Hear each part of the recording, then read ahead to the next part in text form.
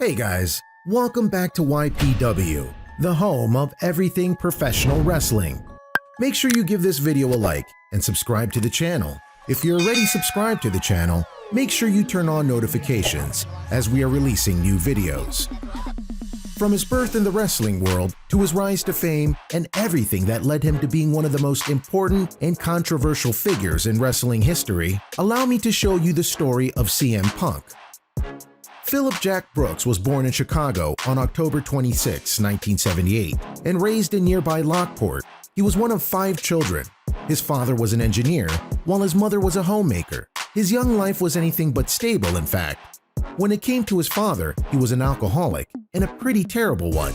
This eventually led him to being quote-unquote straight edge, as he called it, a defining trait in the career to come for him.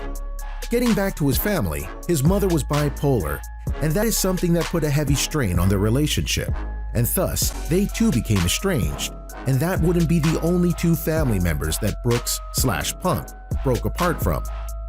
Heading into his life of wrestling, it started out rather simple, as most things do in this case.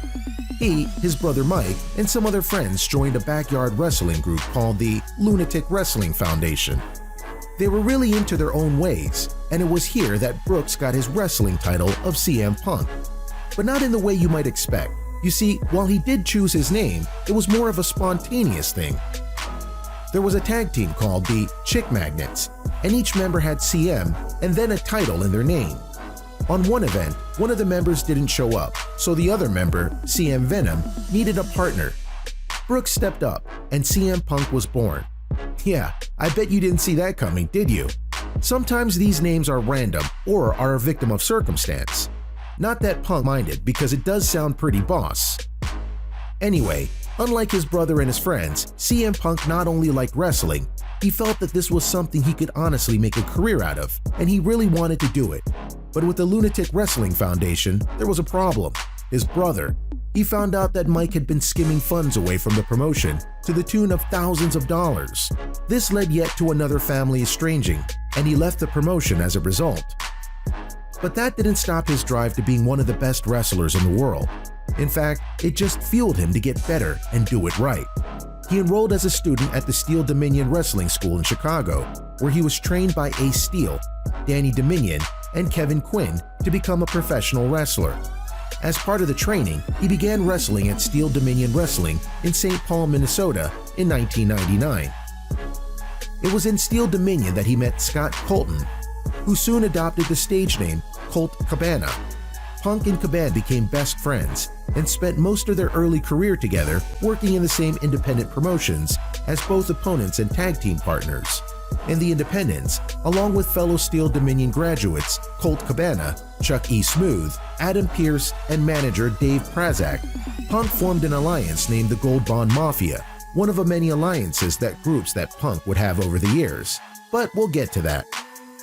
Through his training and his friendships and alliances, CM Punk began to work many indie shows and promotions, which at the time was one of the most important things to do in order to get noticed by major promotions. And in 2002, he had done just that by getting noticed by Ring of Honor. In terms of prominence, Ring of Honor is held to be a third-tier wrestling promotion, but it is one that has lasted almost 2 decades, has gotten TV deals, works with New Japan Pro Wrestling, and has made a big impact on numerous promotions by building up the name brand of certain wrestlers, including ones that work in WWE, Impact Wrestling, and All Elite Wrestling like Adam Cole, Daniel Bryan, Austin Aries, the Young Bucks, and so many more. One of the many feuds that set up Punk in Ring of Honor was a feud with wrestling legend Raven. This feud had many no DQ matches and helped set up Punk as one of the best heels in the business, as well as one of the best wrestlers. He would fight for many championships in Ring of Honor, including teaming with Colt Cabana again to become a 2-time Ring of Honor Tag Team Champion. His battles as he chased the Ring of Honor World title are still legendary to this day. He fought Samoa Joe, who is in WWE now, 3 times in 3 60-minute matches via a best-of-3 series. The first 2 matches were draws and were praised because of the quality of wrestling. In fact, the second match was not only the best-selling Ring of Honor DVD of all time, it was the first match in 7 years in North America to get the coveted 5-star rating by Dave Meltzer. He would eventually go on to win the world title via Austin Aries, but had a short reign as he eventually signed with WWE. But the path to the big time wasn't as simple as one might suspect. As was the way at the time, Punk went to Ohio Valley Wrestling, which was very much a developmental territory where names like Brock Lesnar, Randy Orton, John Cena, Dave Bautista, and more came from. It took him a while, but eventually he got to WWE, kind of. At this point in WWE history, there were 3 main shows going on: Raw, SmackDown, and the newly reborn ECW. WWE wasn't sure what to do with Punk, so they put him on ECW, and the crowd really liked him. For the next while, ECW allowed Punk to show off his skills, his abilities, and his mic work, which eventually led him to a 143-day reign as ECW champ. When he got called up to the main roster, he started to make waves, but not in the way you'd expect someone who is the quote-unquote best in the world to be treated. He won some of the main titles, including the Heavyweight Championship, the Intercontinental title, the Tag Team Championship, and even was the first man to win Money in the Bank twice. But no matter what he did, nothing seemed to push him to the top in the eyes of the company. And then, in June 27, 2011, when Monday Night Raw seemed to be going on as expected, CM Punk did what is now referred to as the pipe bomb. He grabbed a mic, sat down on the stage to mock his then rival, John Cena, and he started to just let people have it, starting off basic, then getting deeper and deeper into what made him mad, such as grabbing Vince McMahon's mythical brass rings. I've grabbed so many of Vince K. McMahon's imaginary brass rings that it finally dawned on me that they're just that. They're completely imaginary. The only thing that's real is me and the fact that day in and day out for almost 6 years, I have proved to everybody in the world that I am the best on this microphone, in that ring, even in the commentary. Nobody can touch me. You might think that this is a promo, but it wasn't. This is what is known as a shoot interview. This is the wrestler going off and not doing the script, which is what made this moment so much better because CM Punk was speaking from his heart, from his mind, and showing the world that he was mad, very mad. Mainly because despite proving that he's the best in the world, the WWE treated him like another talent. And yet no matter how many times I prove it, I'm not on your lovely little collector cups. I'm not on the cover of the program. I'm barely promoted. I don't get to be in the movies. I'm certainly not on any crappy shows on the USA Network.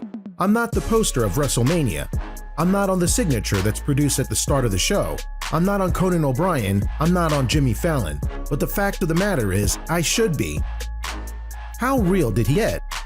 Well, and trust me, this isn't sour grapes, but the fact that Dwayne The Rock is the main event at WrestleMania next year and I'm not makes me sick, he said. Oh hey, let me get something straight. Those of you who are cheering me right now, you are just as big of a part of me leaving as anything else. Because you're not the ones who are sipping on those collector cups right now. You're the ones that buy those programs that my face isn't on the cover of. And then at 5 in the morning at the airport, you try to shove it in my face so you can get an autograph and try to sell it on eBay because you're too lazy to go get a real job, he said. And the irony of the pipe bomb is that, while it may have been done in 2011, it's still relevant in 2020 with WWE on a serious decline in terms of ratings, revenue, and fan enjoyment. Here's one part of the pipe bomb that proves that. He's a millionaire who should be a billionaire. You know why he's not a billionaire? Because he surrounds himself with glad-handed, nonsensical douchebag f***ing yes-men like John Laurinaitis, who's going to tell him everything he wants to hear. And I'd like to think that maybe this company will be better after Vince McMahon is dead. But the fact is, it's going to be taken over by his idiotic daughter and his doofus son-in-law and the rest of his stupid family. In 2019, the McMahon family went to the ring and told the fans that they are the authority now and that they would listen to them. For the most part, they haven't, and it shows. These feelings may have been used to plug a storyline, but it led to what was eventually the leaving of Punk from WWE. In 2014, he walked out of several shows because of his health and the working conditions there. He literally told McMahon and son-in-law Triple H, "I'm going home." Punk would later sue WWE for wrong termination and other factors and received a settlement for his troubles. He would later go on to Colt Cabana's podcast and rip into WWE for the health condition that he was in. Now he was forced to wrestle with concussions and serious infections and more. It was here that it was clear that he didn't want to wrestle anymore, and he's maintained that all these years later outside of some brief appearances. Punk would eventually go on to do MMA via the UFC.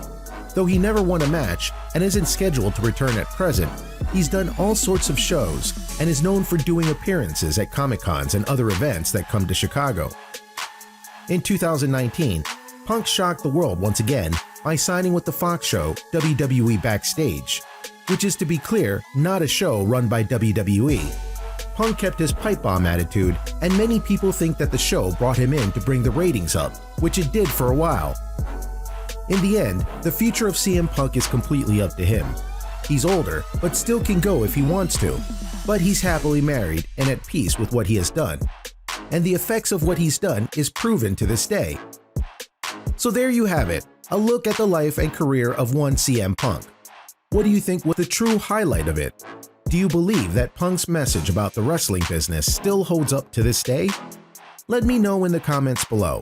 Be sure to subscribe, and thank you for watching YPW, the channel dedicated to all things wrestling. If you like this video, make sure you check out some of our other videos, and to be notified when we release new videos, make sure you like, subscribe, and turn on notifications. Until next time.